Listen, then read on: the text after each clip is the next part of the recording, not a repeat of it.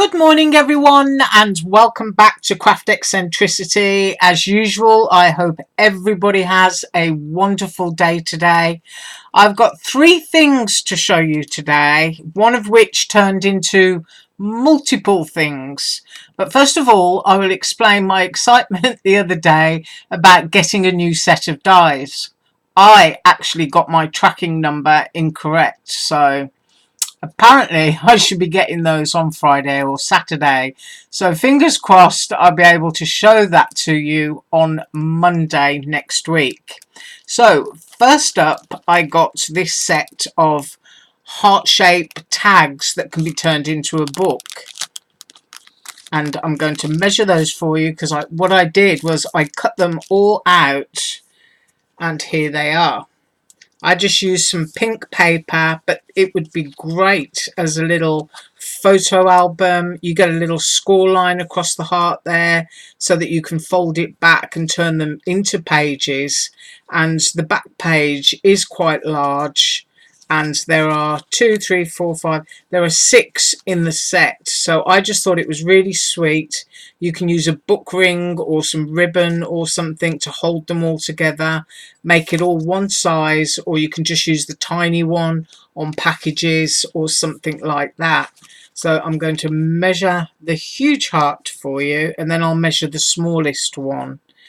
And that is 5 inches, so it's a really lovely size. And the small one there, which you do actually, you have to squeeze it a little bit to get that one onto a book ring, because if you look at the dies, the holes scale down in size too. Can you see that? So the larger ones are probably better for doing a little mini album, and the smaller ones for your tags. So I'll measure that small one, and that is 1 3/4 inches across at its widest point. So that is my first one.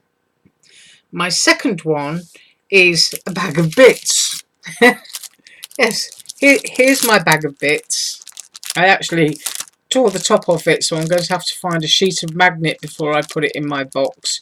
But it's an elephant ballet dancer, and she is absolutely gorgeous, and I used her with my regular in-out square stitch frame, and here she is. Isn't she wonderful? She's so graceful for a Nelly. She's got her little ballet shoes and the little ribbons, and that little ribbon is turned into a heart. So you could cut a little bit of pink or red and pop that in there to enhance it. I used some tulle above the skirt and put some of my bling stones onto there.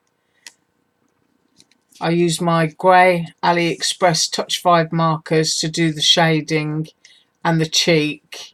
And she's got a little rose and little leaves in her hair there.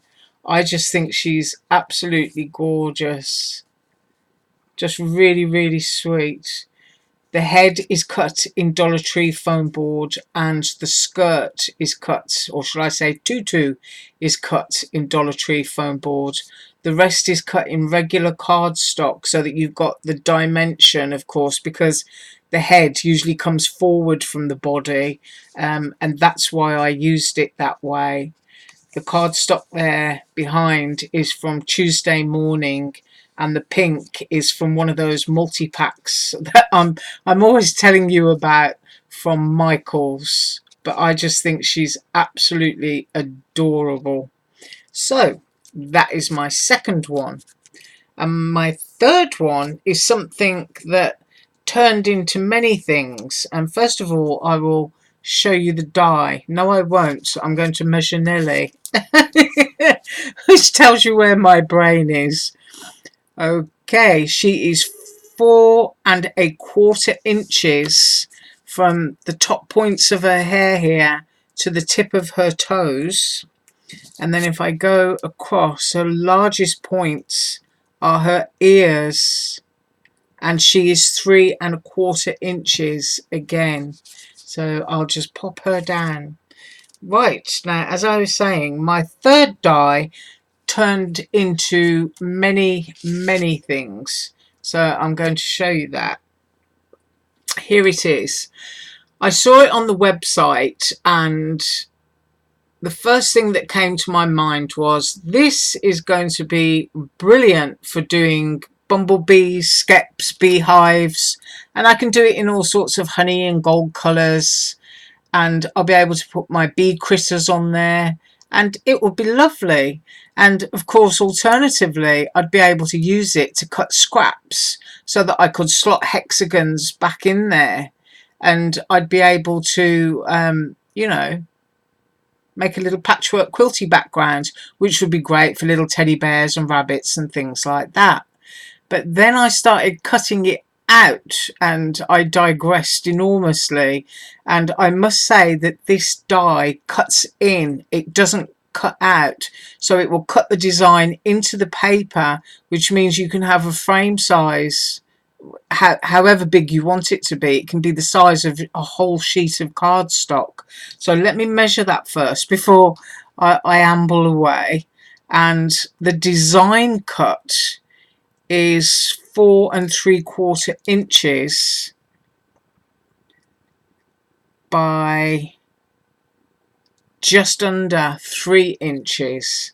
So I've got that out of the way. Well, anyway, as I said, you know, patchwork quilt effect, honeycombs, bees.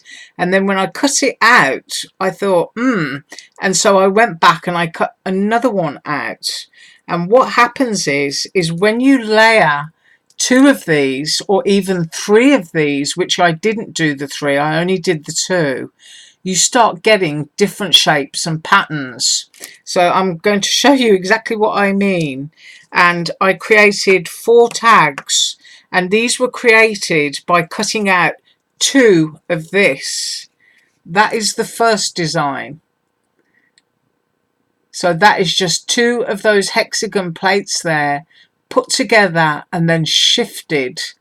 So I'm sure these colours aren't to everybody's taste, but this is just an experiment anyway. But there is the first design.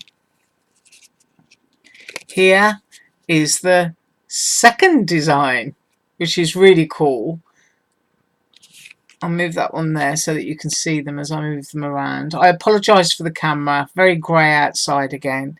So that is the second design coming off of that one die.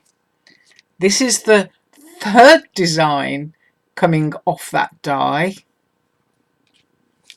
And this one is the fourth design. Now, while I'd got them sort of like glued together using my Dollar Tree glue stick, and I was colouring them, I decided to put them down on a sheet of plain white cardstock so that I could grab what had come through. And this is what I got. So it created a beautiful stenciled pattern design that I can cut some index cards or even more tags, or use them as a background on a card. It's just absolutely amazing. And there were many more designs to be had from that die if you layered up 3 or continued with 2, just shifting them about. So if you kind of like that sort of thing, or you've got a gel plate and you want to cut acetate and create your own stencils, this die is absolutely fantastic. I mean, just look at all of the things that you can do. And I've only just done 4.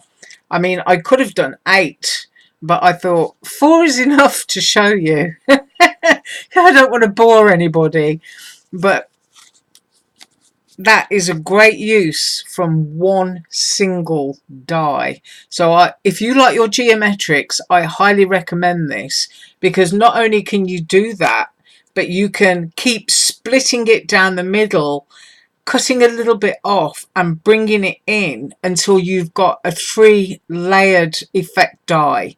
You know, the type that I'm talking about. They're extremely expensive. They're usually about $40 each or something. But you can also create that effect with this die using different colours and just continually layering up so that you've got the depth in there. But as I said, I just did 2 layers, not 3 layers. If I'd have gone to 3 layers, I probably would have cut another 10 more tags. But it was a great experiment, and I'm just really glad that I got this die.